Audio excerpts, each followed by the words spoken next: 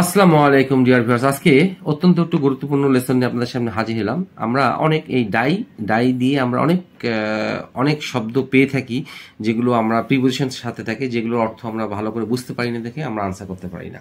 তো এখন এই ডাইয়ের শব্দ কত রকম বাক্যে ব্যবহার করা যেতে পারে, ইংরেজি বাক্যে ব্যবহার করা যেতে পারে, তা জেনে নিই এই লেসনের মাধ্যমে। প্রথমটা দেখি ডাই মানে হচ্ছে মারা যাওয়া, মৃত্যুবরণ করা।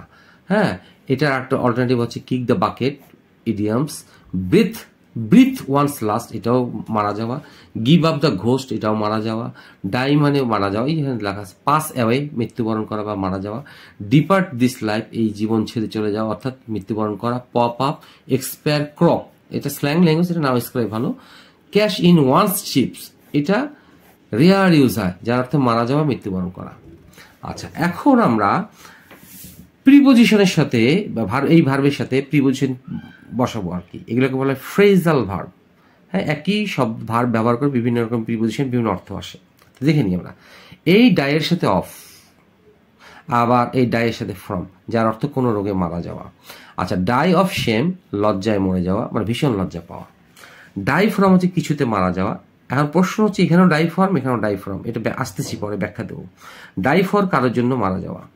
ডাই ইন সামথিং, এসটিএস হচ্ছে সামথিং, এসটিএস ইকুয়াল টু হচ্ছে আমাদের, এটা মনে রাখতে হবে। আমি সব প্রতিটা লেসন লিখে দিই, লেখার চেষ্টা করি। সামথিং। ডাই আউট অথবা স্টপ এক্সিস্টিং অর্থাৎ বিলুপ্ত হওয়া, অস্তিত্ব না থাকা।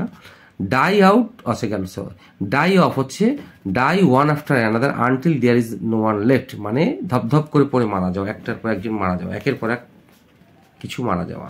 আচ্ছা, ডাই অ্যাওয়ে অর্থাৎ হচ্ছে become gradually weaker and finally disappear, ধীরে ধীরে দুর্বল হয়ে অদৃশ্য হয়ে যাওয়া, মানে গায়েব হয়ে যাওয়া।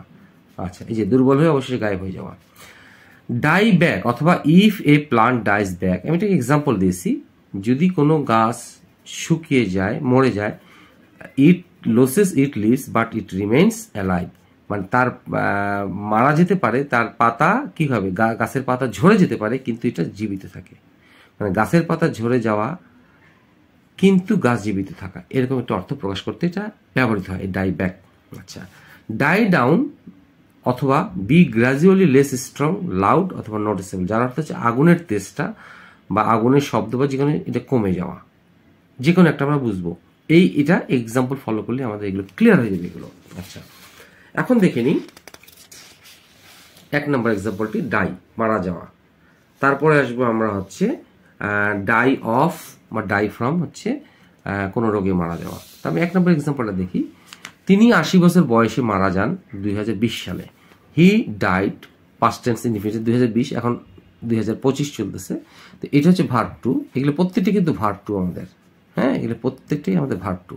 হি died, he kick the bucket, he breatheth his last, he gave up the ghost, he passed away, he departed this life, he popped up, he expired, he cashed in chips in এত সালে মারা যান। তাহলে আমরা এই প্রত্যেকটা ভার্বের যে কোনো একটি বসালেই হবে। তবে পেপার পত্রিকায় আমাদের এই kick the bucket, breath his last, এখানে হচ্ছে যে ব্যক্তি বলবো তার পসেসিভ এটা বসবে, তার পজেসিভ, POSSESSIVE বসবে এখানে। এই জন্য হিজ জায়গায় হিজ আসলো, এটা আমাদের মনে রাখতে হবে। আচ্ছা, এখানে যদি পজিটিভটা বুঝতে না পারেন, আমি আবার ক্লিয়ার করে লেখার চেষ্টা করছি, POSSESSIVE, পসেসিভ। হ্যাঁ, আচ্ছা, এখন আসি রোগে মারা যাওয়া।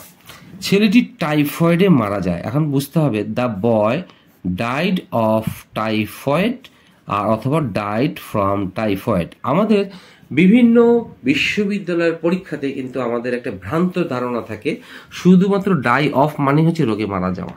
এটা কিন্তু আমাদের ধারণাটা সম্পূর্ণভাবে ভুল। আমরা রোগে মারা যাওয়ার ক্ষেত্রে আমরা ডাইয়ের পর অফও ব্যবহার করতে পারবো বা ডায়েটের পর ফ্রমও ইউজ করতে পারবো, এটা আমাদের মাথায় রাখতে হবে। আচ্ছা, 3 নম্বর এক্সাম্পলটা আসি। যদি তুমি মেয়েটিকে একটি প্রেমপত্র দাও তাহলে সে লজ্জায় মারা যেতে পারে। এখন লজ্জায় মারা যাওয়া হচ্ছে ডাই অফ শেম। আচ্ছা, if you give a love letter to the girl, মেয়েটিকে যদি প্রেমপত্র দাও, সে মে মরে যেতে পারে, ডাই অফ শেম, লজ্জায় মরে যেতে পারে, ভীষণ লজ্জা পেতে পারে। আচ্ছা, এখন আসি আমরা ডাইফ্রম। এখানেও ডাইফ্রম। তো এই কেমন করে বুঝবো আমরা? এই ডাইফ্রম বসাবো, অথবা মনে রাখবে এখানে একটা রোগের নাম থাকবে, এখানে একটা রোগের নাম থাকবে।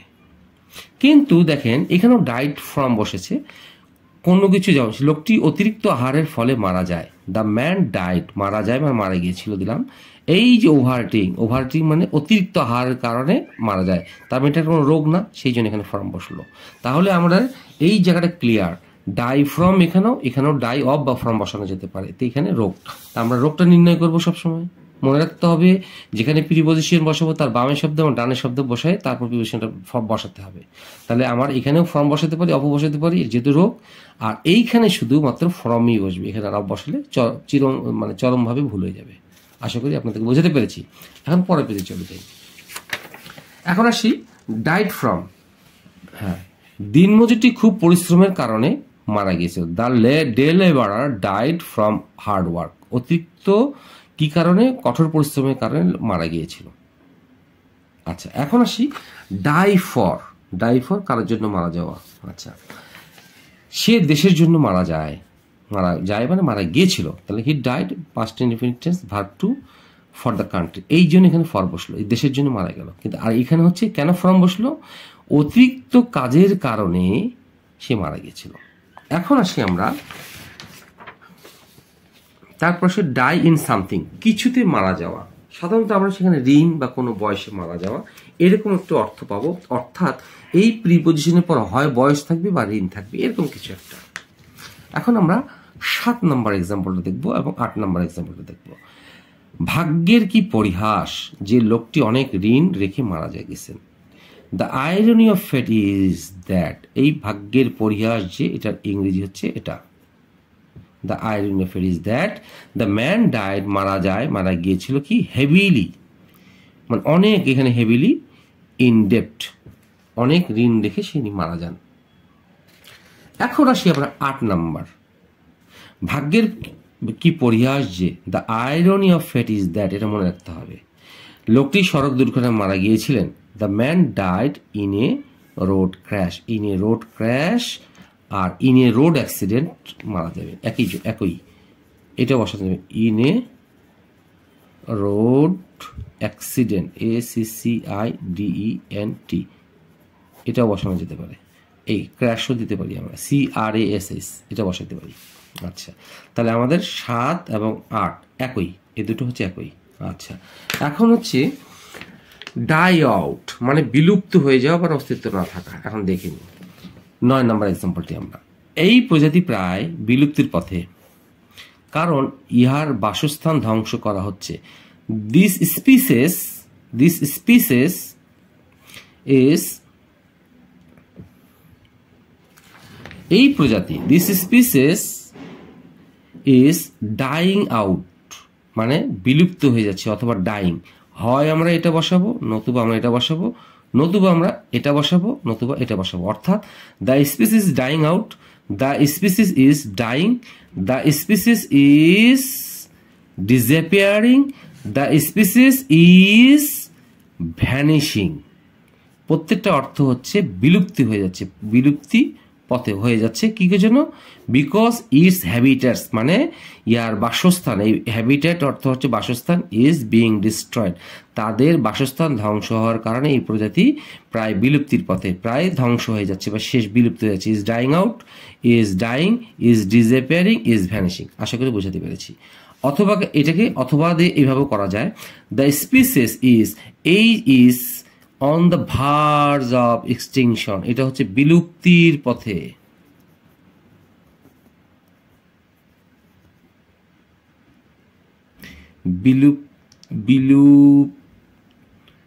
বিলুপ্তির, আমার বাংলা হয়তো ভুল হতে পারে, আমি সেই জন্য extremely sorry.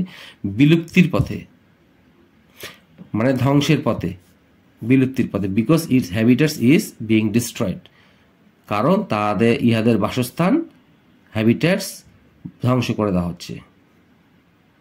Because it's habitats, এটা হবে it's habitats is being destroyed, এখানে হবে ইটস। আশা করি বুঝাতে পেরেছি। 9 নম্বর আমরা হয় এইভাবে করব, নতুবা আমরা এই ফ্রেজটা ইউজ করব। আশা করি বুঝাতে পেরেছি, যার অর্থ হচ্ছে বিলুপ্তি হয়ে যাচ্ছে বা বিলুপ্তির পথে। এটা হচ্ছে বিলুপ্তির পথে, এটা হচ্ছে বিলুপ্ত হয়ে যাচ্ছে, এরকম একটা অর্থ, অর্থাৎ একই।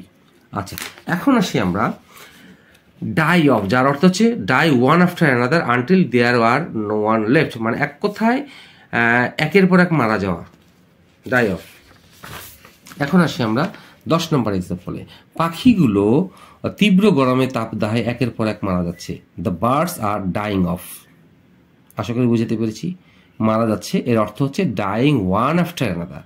হয় আমরা এটা ইউজ করব, নতুবা আমরা এটা ইউজ করব।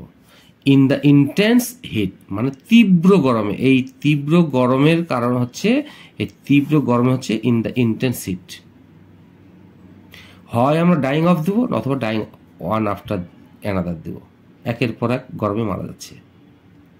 আচ্ছা, এখন আসি ডাই অ্যাওয়ে। ডাই অ্যাওয়ে হচ্ছে যে দুর্বল হয়ে অবশেষে গায়েব হয়ে যাওয়া, মানে বিকাম গ্রাজুয়ালি উইকার অথবা অ্যান্ড ফাইনালি ডিসঅ্যাপিয়ার। আমরা এইভাবে বলতে পারবো, এইভাবে বলতে পারবো। এখন দেখিনি কি গায়েব হয়ে যাচ্ছে। এটা শুনে তার হাসি গায়েব। হিয়ারিং দিস, এটা শুনে হিজ লাফটার, লাফটার হচ্ছে হাসি, এই হাসি ডাইজ অ্যাওয়ে। যেহেতু থার্ড পার্সন সিঙ্গুলার নাম্বার, সেখানে ডায়ের জায়গায় এস যোগ করতে হচ্ছে, ইয়ের জায়গায় এরপর এস যোগ করতে হচ্ছে, ডাইজ অ্যাওয়ে, তার হাসি গায়েব। এটা শুনে তার হাসি গায়েব। অথবা এটা শুনে হিয়ারিং দিস হিজ লাফটার, এই লাফটার কি হলো আমাদের বিকামস উইকার অ্যান্ড ডিম, উইকার অর ডিম, ডিআইএম, মানে গায়েব হয়ে গেল। অথবা এইভাবে করা যেতে পারে, hearing this he looks upset অথবা হি লুকস পেল। এখানে কয়েক রকম ভাবে করা যেতে পারে। Hearing this his laughter dies away এক প্যাটার্ন, তাহলে হিয়ারিং দিস হিজ লাফটার এখান থেকে আসলো, এটা হবে ধরুন বিকামস উইকার অথবা ডিম। অথবা এটা করা যেতে পারে, hearing this he looks upset অথবা হি লুকস পেল, তার মুখ ফ্যাকাশে হয়ে গেছে, অর্থাৎ তার মুখ দ্বারা হাসি বেরোচ্ছে না। আশা করি বুঝাতে পেরেছি।